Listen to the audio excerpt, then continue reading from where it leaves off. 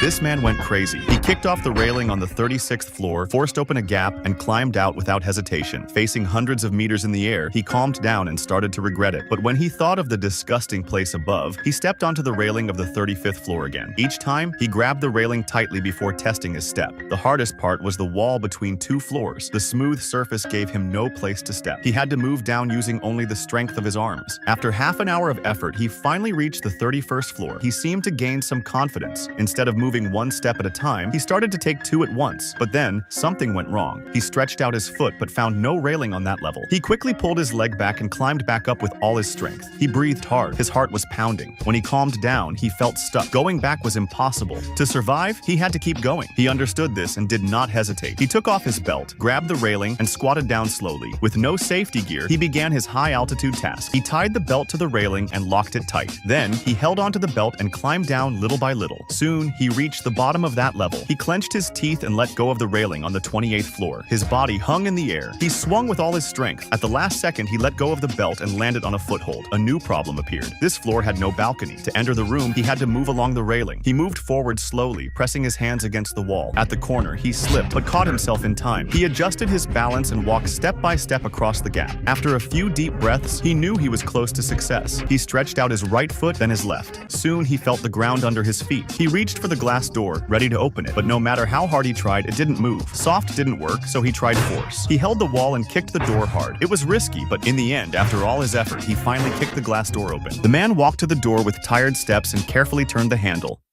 He was saved. He walked to the ground floor. The security guard looked at him like he saw a ghost, but the man didn't care anymore. At that moment, he only wanted to return to the life he once thought was full of trouble.